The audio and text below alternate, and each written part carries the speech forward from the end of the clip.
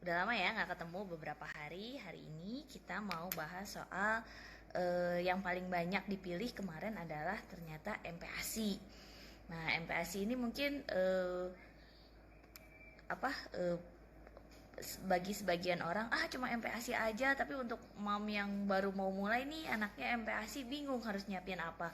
Kalau nggak biasa ibu-ibu pengen beli ini beli itu buat buat persiapan MPASI, tapi coba kita dengerin dulu ya. Kita akan sharing sama Dokter Fresil apa aja sih yang harus disiapkan, bukan peralatannya tapi lebih ke bagaimana orang tua harus menyiapkan mental sih kali ya kalau buat MPASI anaknya. Kita tunggu Dokter Fresil ya.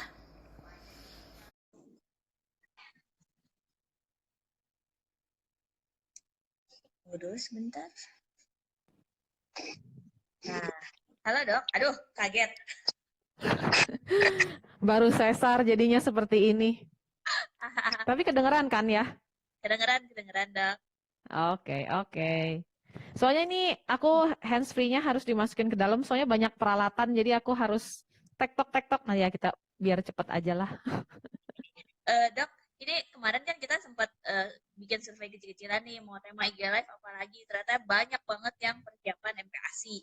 Karena kan itu mungkin bingung mau konsul ke dokter juga nggak bisa gitu. Karena kan sebetulnya sehat-sehat aja datang hanya untuk ke rumah sakit untuk nanyain MPASI. Nah, jadi ini banyak banget. Mungkin kita bisa sharing sedikit kali ya dok ya sebelum Boleh. yang lebih besar dalam tanda kutip. Nah, sekarang kita sharing sedikit soal MPASI. Oke, kita mulai aja ya. Mari. Jadi ini sementara saya membahas persiapannya dulu ya ibu-ibu ya. Jangan nanti yang anaknya di atas 1 tahun atau yang di atas 9 bulan. Ini adalah persiapan. Jadi ibu-ibu yang khusus anaknya mau mulai MPASI kadang bingung searching kemana-mana, dan ibu baru itu cenderung konsumtif, semuanya dibeli karena takut ini, takut itu, takut ini dan itu. Betul ya Mbak Ria ya? Nah, sekarang kita bahas dulu satu-satu ya, karena waktunya terbatas. Saya berusaha membuatnya sedemikian ringkas sehingga Bapak dan Ibu mungkin bisa mendapatkan intinya gitu. Ya, kita mulai ya. Oke. Nah, ini pertama yang mau saya bagikan. Tahu nggak sih kenapa kita harus mulai MPASI? Karena lihat di diagram sini, Bagan, bahwa sampai 5 bulan itu ternyata kebutuhan energinya cukup, ASINya cukup. Nah, di atas 6 bulan, 9 bulan, bahkan di atas 1 tahun ternyata kebutuhan energinya makin banyak dan ASINya tetap segini. Sehingga kita perlu mengisinya dengan MPASI. Nah, dari sini bisa dilihat bahwa MPASI itu awal-awal hanya sedikit, nanti makin lama dia akan semakin banyak ya. Jadi jangan dari 6 bulan langsung anaknya dikasih makan sebanyak-banyaknya, nanti ASINya berkurang. Tapi jangan juga nanti sudah di atas 1 tahun, yang harusnya sudah 50% makan, 70% makan, 30% ASI, malah anaknya nempel mulu. Nenen mulu seperti itu. Jadi kita harus tepat sesuai dengan kebutuhan anak yang makin meningkat dan mengisi kekurangan kalorinya. Sampai sini dulu jelas ya? Oke, saya membaginya menjadi 2, yaitu persiapan dari sisi ibu dan satunya lagi adalah persiapan dari sisi anaknya sendiri. Nah, kebanyakan ibu-ibu itu hanya memikirkan dari sisi ibu, tapi nggak pernah memikirkan dari sisi anak.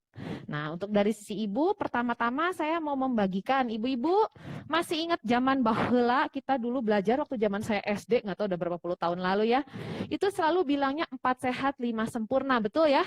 Nah. Padahal ada sampai sekarang materi masih dibilang 4 sehat 5 sempurna. Padahal kita sudah tidak menggunakan lagi kalimat 4 sehat 5 sempurna. Tetapi yang kita gunakan adalah pedoman umum gizi seimbang. Nah, saya bagikan lagi gambarnya ya. Nah, nih bisa dilihat bahwa ini adalah piramida makanan untuk pedoman umum gizi seimbang. Jadi ibu-ibu bisa melihat kelompok-kelompok yang kita bagi dalam piramida ini. Ini adalah makanan pokok ibu-ibu. Makanan pokok ini bukan cuma nasi ya. makanan pokok itu zat pembangun yang paling bawah sini. Bisa apa aja, bisa macam-macam, ya roti, ya kentang, ya ubi, singkong, mau mie, mau macam-macam lah. Kemudian ada porsi sayur dan porsi buah. Ya, ada buah dan porsi sayur. Ini adalah piramida makanan yang dewasa ya ibu-ibu. Nanti saya bagikan yang khusus untuk anak. Yang penting Bapak dan Ibu tahu dulu bahwa ada yang namanya piramida makanan pedoman umum gizi seimbang. Di sini juga ada air putih ya Bu. Memang pada bayi tidak sebanyak ini, tapi anak kalau sudah MPASI harus minum air putih. Beberapa jadi sembelit karena nggak minum air putih. Kemudian sini kita membagi menjadi protein hewani dan protein nabati. Protein nabati contohnya apa sih? Ini kacang-kacangan ya, kebanyakan mau kacang hijau, kacang merah, kacang polong, kacang kedelai, tahu, tempe itu bisa. Untuk protein hewani ya ini macam-macam. Susu itu termasuk di protein hewani loh ibu-ibu. Jadi tidak seperti zaman dulu yang 4 sehat 5 sempurna harus minum susu. Yang penting ada protein hewani. Apalagi kalau dia alergi protein susu sapi, kita tidak wajib memberikan susu. Kita masih bisa mencari protein hewani dari yang lain. Seperti ikan, ayam, telur, udang, seafood, dan segala macam. Dan yang di atas adalah gula, garam, dan minyak. Jadi boleh nggak sih MPASI kasih gula, garam, dan minyak? Boleh, tapi porsinya paling sedikit kita lihat di atas. Nah, ini dulu yang harus dimengerti supaya kalau ibu bapaknya mengerti membuat menu makanannya pas seperti piramida makanan, kita tinggal memodifikasi ke diagram yang khusus anak. Nanti akan saya bagikan lebih lanjut. Kemudian yang mau saya bagikan lagi adalah, ayo ngacung, siapa yang bisa masak? Biasanya kalau makin bisa masak, makin tenang. Kalau nggak bisa masak, makin bingung. Jadi persiapan kedua yang harus dipersiapkan untuk ibu-ibu yang mau MPASI adalah belajar masak. Dari umur anaknya baru lahir 2 bulan, 3 bulan, 4 bulan, 5 bulan, masak buat suami, masak buat keluarga. Tanya, enak nggak makanan saya, masakan saya, begitu. Dan dengan kita sudah mengerti tentang pola umum gizi seimbang, suami kita akan jadi lebih sehat, satu keluarga akan lebih sehat. Nanti kita tinggal memodifikasi dari makanan yang sudah kita buat gitu. Itu akan lebih mudah dibanding kita bingung anaknya mau dikasih makan apa nanti, baru belajar masaknya bersamaan ya anaknya nggak mau karena rasanya tidak enak gitu. Kemudian kita akan membuat perencanaan menu. Yang ketiga adalah, jadi kan yang pertama adalah mengerti pola umum gizi seimbang. Yang kedua adalah belajar masak. Yang ketiga adalah membuat perencanaan menu 1 minggu. Kenapa harus dibuat 1 minggu? Nggak bisa 1 bulan? Freezernya penuh. Nah, terus belinya terlalu banyak, nanti sayuran apa buahnya busuk. Nah, kalau 1 minggu kenapa? Oke, karena kita kalau belanja buat 1 mingguan, jadi kita bisa mikir, oh ini dagingnya mau beli segini, ikannya beli segini, sayurannya ini dan segala macam. Jadi kita sudah merancang menu selama 1 minggu supaya lebih mudah dan lebih ekonomis. Nggak beli bawang 1 renceng, dipakainya cuma 1 helai gitu ya. Jadi kita mesti lebih bisalah merancang menu, apalagi zaman sekarang semuanya pendapatan menurun lah pasti, jadi kita harus lebih hemat. Ya, kemudian untuk peralatan masak ya, yang ketiga adalah persiapan peralatan masak. Saya bagikan ya ke ibu-ibu ya, sebenarnya kalau untuk MPASI itu kita perlunya apa sih? Semua boleh dipakai, jadi nggak harus beli blender, nggak harus beli baby food processor yang harganya jutaan. Kita nggak perlu beli yang, ya pokoknya mudah tergoda dengan segala kemudahan. Kita bisa memakai ya langseng kita, terus wajan, kemudian panci, kemudian talenan. Yang penting satu, tidak boleh menggunakan bahan dari kayu. Karena kalau dari kayu itu dia bisa beresiko terkontaminasi atau tumbuh jamur. Jadi suntilnya nggak boleh dari kayu, talanannya nggak boleh dari kayu. Semua yang menghaluskan produk anak tidak boleh pakai kayu. Karena kalau basah, dia jadi mudah terinfeksi. Khusus untuk anak, apa yang kita siapkan? Sebenarnya kalau untuk anak, di luar menu yang peralatan biasa kita pakai, sebenarnya ada yang perlu kita siapkan, cuma gampang sih. Yaitu saringan. Saya kelimiatnya bawa saringan. Ah, Saringan yang seperti ini, Ibu-Ibu, ini kenapa gunanya? Untuk menghaluskan, menggantikan blenderan. Jadi nggak harus pakai blender. Cuman tangannya pegel biasanya. Terus yang kedua harus kita sediakan lagi adalah biasanya parutan. Mau parutan, kan ini ada macam-macam nih ukuran parutannya nih. Jadi kita bisa marut juga nih untuk tekstur yang lebih kasar misalnya. Sisanya semuanya bisa sama dengan peralatan yang kita pakai. Jadi nggak perlu buang-buang duit. Kemudian yang paling penting adalah ibunya harus positive thinking. Jangan galau kalau anaknya nggak suka atau apa. Namanya juga belajar. Dan namanya kalau ngasih makan anak tuh kan suatu ibadah ngurus keluarga. Jadi jangan belum apa-apa udah takut ini, takut itu, dengar sana, dengar sini. Ya kita positive thinking aja. Pada saatnya semua anak pasti doyan makan. Kalaupun nggak sekarang, nanti juga pasti doyan. Ya, itu baru persiapan dari yang ibu. Sekarang kita masuk ke persiapan buat yang anaknya. Saya bawa si Ipit nih, anak-anakan saya hari ini. Dari umur 5 bulan sebenarnya kita bisa melibatkan anak untuk sorry, salah pencet. Anak untuk, nah seperti ini, seperti Ipit ini, anak-anakan saya.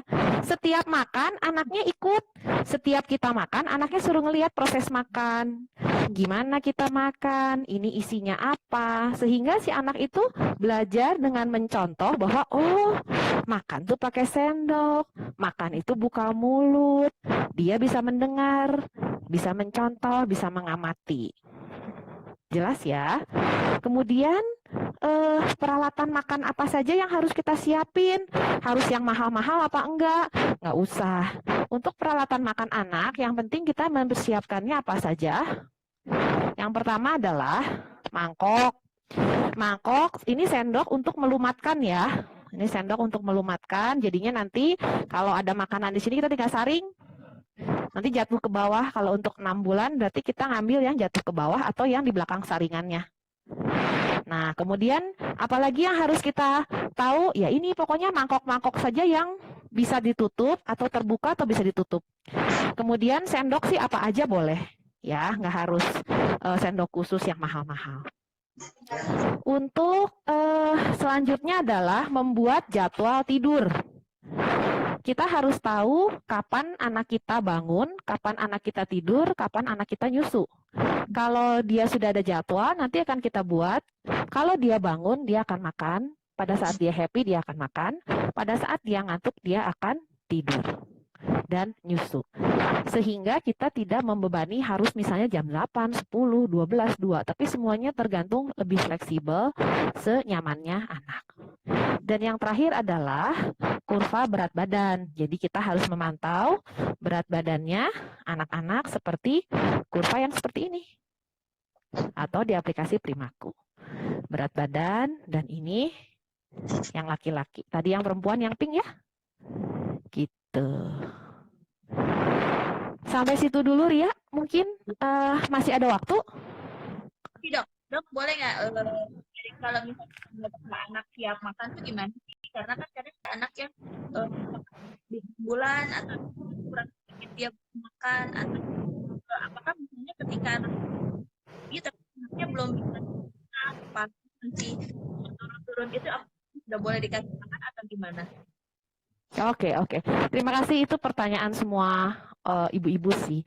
Kapan waktu yang tepat untuk seorang makan? Oke, jadi saya masuk lagi ke strategi pemberian MPASI ya. Ini materinya bisa di-download di websitenya Ikatan Dokter Anak Indonesia. Di sini dilihat bahwa untuk pemberian MPASI itu ada 4 kotak, yaitu tepat waktu, adekuat, jadi jumlahnya cukup, aman dan higienis, dan yang terakhir adalah diberikan secara responsif.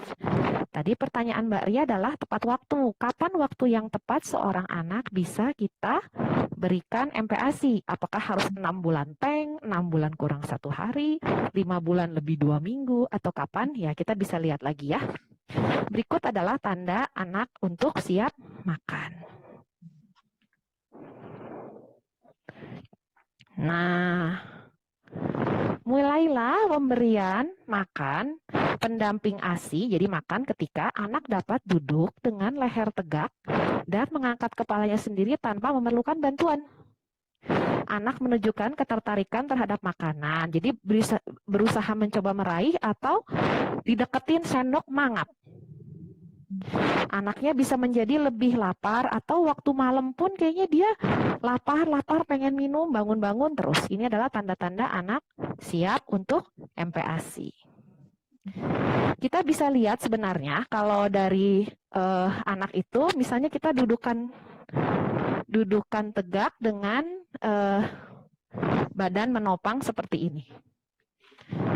Kalau dia bisa duduk, dengan duduk seperti ini, tangannya menopang, kepalanya sudah tegak, tidak tunduk, kemudian kita deketin makanan, anaknya mangap, kepalanya maju, atau tangannya meraih-raih, atau dia masukin sendoknya ke dalam mulut sendiri, artinya anak tersebut sudah siap makan. Mau 5 bulan lebih 2 minggu, 6 bulan kurang 1 hari, ya itu beda-beda menurut saya. Jadi memang rata-rata memang 6 bulan, atau dari WHO 180 hari. Mereka bilangnya around 6 months. Jadi bisa kurang atau bisa lebih. Tapi bukan berarti kalau anaknya belum ada tanda-tanda siap makan, 5 bulan kita kasih makan, itu tidak bisa juga. Jadi semua harus kembali dikonsultasikan dengan dokter anak. Gitu ya. Oke, Dok. Ada lagi nih, Dok. Ini kan kalau zaman dulu ya, Dok, orang tuh kalau ngasih makan anak tuh kalau 6 bulan dikasih makannya tepung beras dulu atau enggak buah dulu satu jenis. Nah, mungkin tadi kan udah dijelasin tuh, Dok, bahwa sebetulnya kan makannya harusnya dari sejak 6 bulan itu harus sudah menu yang lengkap gitu, Dok. Diberikan makanannya, hanya teksturnya yang berbeda. Maksudnya begitu. Iya, betul-betul. Jadi kita akan masuk bagaimana strategi memberikan MPASI mulai umur 6 bulan ya. Jadi pas pertama kali memberikan makan adalah seperti ini. Nah ini yang untuk pas pertama kali makan. Frekuensinya berapa kali sih? Berapa kali itu artinya dia harus dikasih makan berapa kali sehari. Untuk awal banget dia hanya butuh 2 kali sehari. Tapi menunya lengkap. Jadi tadi kita bilang ada karbohidrat, ada protein hewani, ada protein nabati, ada buah dan sayur, ada minyak, dan ada air putih. Kemudian berapa banyak sih yang mau kita kasih? Biasa kita siapkan 2-3 sendok makan untuk sekali makan. Jadi kita siapin aja pakai sendok makan dewasa seperti ini. Kita ambil 2-3 sendok, kemudian kita haluskan. Kemudian ya kita coba aja berapa banyak dia habis. Bukan berarti harus habis ya, tapi kita namanya juga belajar makan. Kemudian untuk tekstur sendiri juga kita lihat bahwa untuk membuat menjadi mash atau puree itu bisa kita buat dengan saringan yang lebih kecil, kemudian kita saring. Seperti ini. Kemudian yang jatuh ke belakangnya atau bagian ke bawah atau bagian belakang dari saringan bisa kita ambil dan kita masukkan ke dalam buburnya. Kemudian selanjutnya adalah ini. Kalau misalnya dia masih beradaptasi, kita harus bersabar. Ini aktif responsif ini sering sekali dilupakan sama ibu-ibu. Jadi pokoknya gimana caranya anaknya doyan. Kalau perlu didengkek, kalau perlu dibawa jalan-jalan atau pakai TV ya, atau enggak pakai gadget. Tapi ya kita jangan memaksa bayi untuk menghabiskan makanan. Tapi kita harus sabar memberikan dorongan kepada bayi untuk bisa menyukai masakan yang kita bikin. Gitu. Jadi tetap kembali lagi yang kita masak adalah yang sesuai. Ini saya mungkin mau membagikan ini mungkin buat ibu-ibu sekalian. Jadi tadi yang kita bagikan pedoman umum gizi seimbang itu adalah untuk yang dewasa. Ini isi piringku yang dewasa. Dia porsi buah dan sayurnya itu setengah. Lauk pauknya segini, protein hewaninya, makanan pokoknya kurang lebih sepertiga. Nah, untuk ini anak 6-23 bulan kita bisa lihat yang ini. Bisa dilihat. Di sini kita bisa lihat karbohidrat atau makanan pokoknya itu sekitar 35%. Protein hewaninya 30%.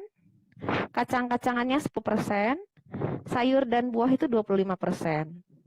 Jadi kalau kita hanya memberikan buah-buahan saja, artinya anak akan kekurangan unsur yang lain.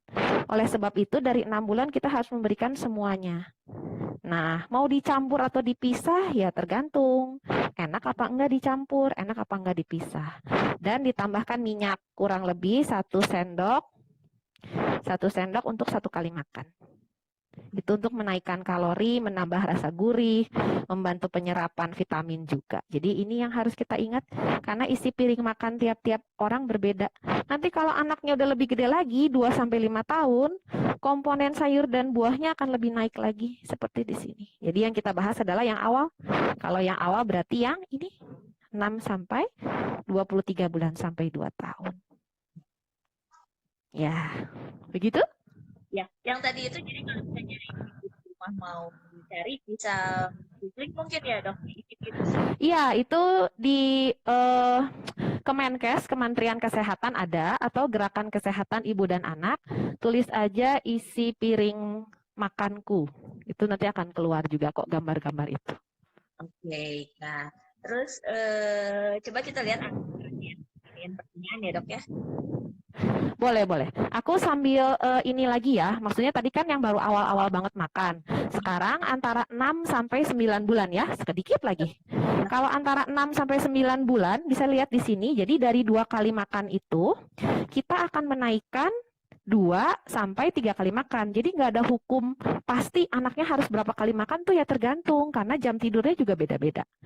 Dan selingannya tuh 1 sampai 2, jadi nggak harus 2 kali selingan 3 kali makan, tidak. Tapi kita naikkan bertahap secara frekuensinya. Kemudian jumlahnya juga sama. Jumlahnya itu, tadi kan kita mulai dari 2 sampai 3 sendok makan. Sekarang menjadi setengah mangkuk berukuran 250. Nah, ini gimana caranya mangkok 250? Ada mangkok-mangkok yang memang ada tulisannya, misalnya kayak ini 300 ml. Tapi kalaupun tidak, at least kita punya yang namanya gelas ukur. Nah, dari gelas ukur ini kita bisa melihat, nah di sini kan ada 250 ya. Kemudian kita isi cairan nih, sampai sekitar 250. Wah, ini aja masih kurang tuh. Ini masih sekitar 150 ya. Nih. Ya, jadi nanti kita harus punya gelas ukur. Kita lihat 250 itu seperti apa. Setelah 250 itu kita tahu seperti apa, ini kan ada garis 250, baru kita tuang ke mangkok. Yang namanya mangkok, tadi setengah, kalau 250 kan sebanyak ini. Kelihatan ya, sebanyak ini. Kalau mangkoknya 250 segini berarti setengahnya ya, berarti setengah dari mangkok tersebut. Jadi kita harus, kalau nggak punya mangkok yang ada ukurannya, ya kita bikin aja ukurannya dulu. Dan teksturnya akan lama-lama dikentalkan ya, sampai terakhirnya cuman dari piring itu cuma dipenyet. Jadi dilumatkan. Dilumatkan itu cuma dipenyet di atas piring. Itu 9 bulan. Atau dicincang ibu-ibu, cincang halus. Jadi tidak boleh main blender-blender terus, anaknya main telen-telen nanti jadi tidak mengunyah. Dan yang terakhir tetap sama. Sabar. Nggak boleh maksa. Mangkok ini untuk hanya memastikan jumlah saja, bukan berarti harus habis. Nah, sekian dari saya. Oke. Ini masih banyak yang nanyain. Mungkin kan nggak semua mangkok di rumah yang kerja. Kemudian hanya kalian begitu disimpan. Aturan penyimpanannya gimana ya dok? Sih gitu, masaknya agak banyak terus nanti dipanasin, apakah nggak boleh harus selalu fresh makanannya atau gimana gitu yang mudah menyiasati gimana caranya supaya si MPASI itu tetap bagus buat anaknya tapi mamanya juga nggak terlalu ribet gitu. Oke. Iya, kalau makasih pertanyaannya Ria. Jadi hampir semuanya itu kayaknya beli sebanyak-banyaknya, terus kemudian masukin di freezer. Kadang saya cuma mengajukan pertanyaan paling mudah gini, Bu, kalau suaminya dikasih makan opor mulu selama 1 minggu, kira-kira protes nggak ya suaminya? Atau ibu yang kisahnya kita makan aja yang sama terus selama 1 minggu, pasti kita akan tidak nafsu gitu. Jadi oleh sebab itu saya sih menyarankan memang setiap hari ganti, paling lama 2 hari lah harus sudah ganti. Karena kan kita juga masak dari menu kita, kemudian kita pisahkan untuk anak-anak. Jadi dari misalnya kita masak, untuk awal-awal tuh saya tidak merekomendasikan gula garam. Nanti kalau sudah kita haluskan semuanya, kita berikan ke anak. Kalau sampai udah mulai agak mingkem-mingkem ya kita boleh tambahkan, tapi sedikit aja, hanya 1 jumput. Gitu. Jadi saran saya sih tetap masak aja setiap hari atau maksimal 2 hari sekali. Kemudian ada yang harus kita perhatikan dari sisi kotak yang berikutnya, yaitu menyimpan dengan aman dan memasak dengan aman. Adalah seperti ini. Nah, bakteri itu ada di protein hewani, ada di nasi juga, ada di sayur-sayuran juga. Makanan itu harus disimpan di lemari pendingin dengan suhu kurang dari 5 derajat Celcius. Jadi kalau kita udah selesai masak nasi, nggak boleh di misalnya magic jar terus gitu, nggak boleh. Atau suhunya supaya hangat terus itu tidak boleh, karena bisa saja menyebabkan diare. Kemudian daging, ikan itu harus dalam wadah plastik, diletakkan terpisah dengan makanan-makanan yang sudah dimasak. Seluruhnya harus disimpan dengan petunjuk kemasan, misalnya kita belinya kapan, nggak boleh lewat kadaluarsa ya. Kemudian simpan di lemari di freezer. Kemudian kalau sudah di defrost, tidak boleh di frosting ulang. Jadi misalnya kita beli daging 2 kilo, terus di defrost, jadi dagingnya lembek, terus kita potong sedikit, terus sisanya masukkan lagi, tidak boleh. Jadi kita membeli saja dalam yang sudah begitu beli, langsung dicuci, kemudian kita potong-potong, masukkan dalam wadah untuk 1 kali makan. Seperti itu. Karena ada yang disebut dengan danger zone, kita bisa lihat di sini bahwa ini adalah danger zone. Danger zone ini antara 5 sampai 60 derajat. Artinya kalau di atas 60 derajat, ini adalah cara memasak yang benar. Semua bakteri akan mati. Setelah kita matikan api, dia suhu akan turun, dan dia bisa antara 5 sampai 60 derajat. Ini adalah danger zone yang bisa menyebabkan anak diare setelah MPASI. Oleh sebab itu, untuk semua makanan yang sudah matang, kita harus di bawah 5 derajat. Mau di kulkas bawah boleh, chiller boleh, atau di frozen juga boleh. Cuman biasanya kalau udah di frozen itu rasa berubah ya. Jadi saran saya sih paling 1-2 hari lah kita taruh di chiller, masih bisa dihangatkan. Seperti itu. Oke, terima kasih dok. Lagi pertanyaannya. Kalau pakai VCO boleh nggak dok di awal MPASI?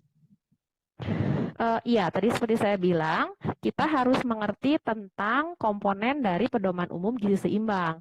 Yang namanya minyak itu bukan cuma VCO, mau minyak kelapa atau coconut oil, mau minyak jagung atau minyak canola atau minyak kelapa sawit, itu semua boleh dipergunakan selama itu adalah minyak.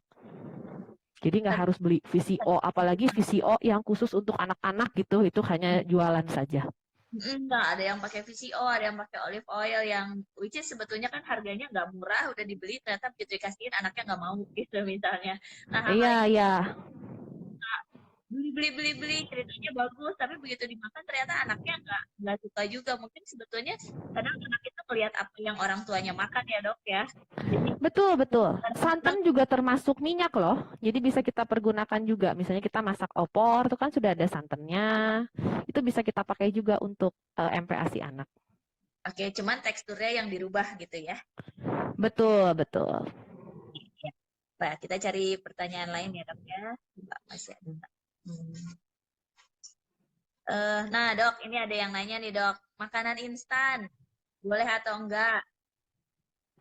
Boleh kok, saya sih bukan anti makanan instan, cuman kalau dikasih instan terus ya anaknya nggak akan menambah rasa, karena makan itu kan proses belajar, dia tetap harus kenal.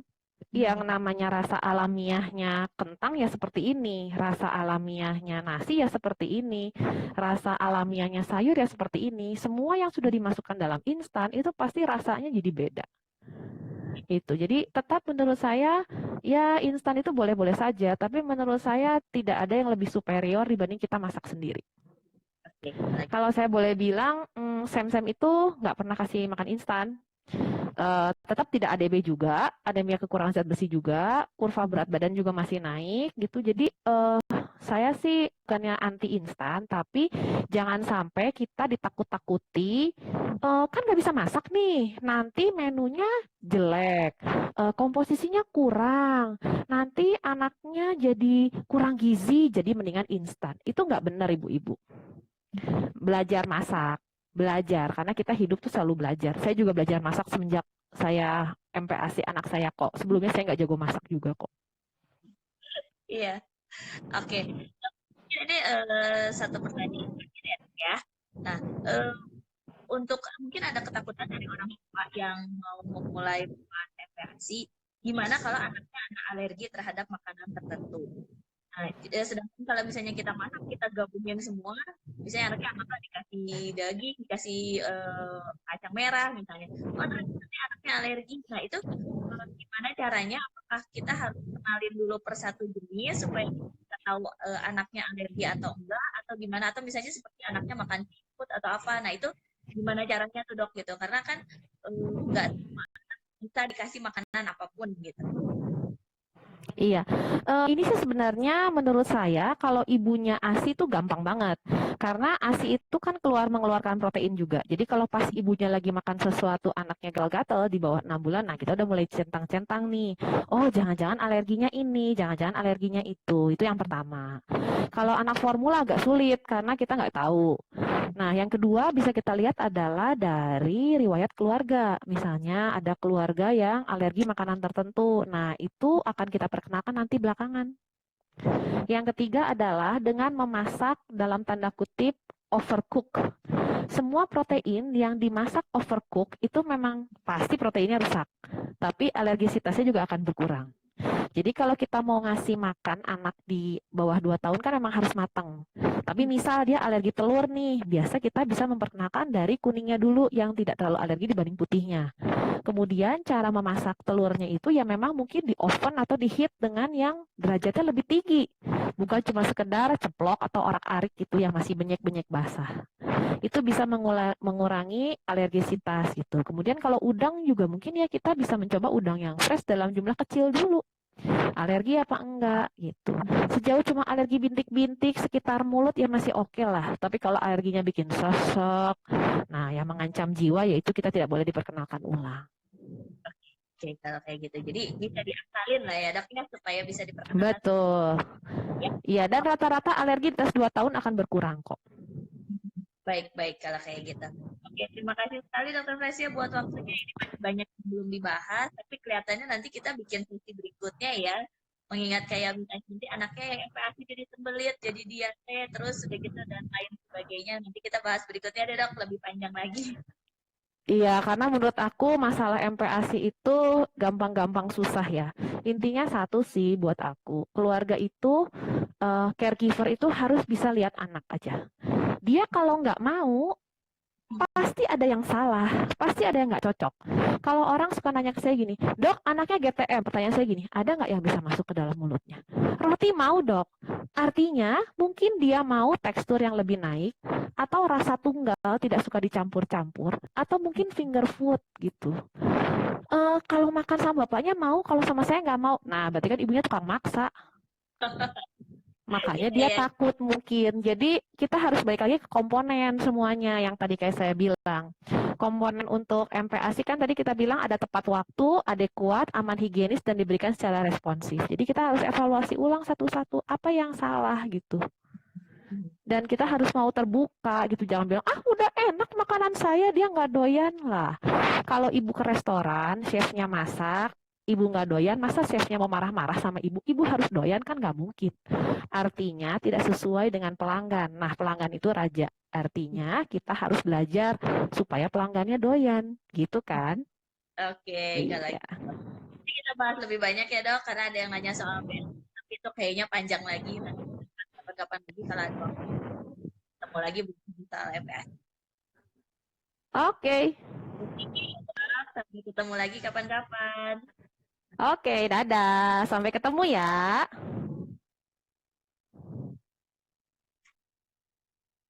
Buat mom and dad yang mau konsul tentang MPASI itu bisa juga dengan telemedicine Liniati.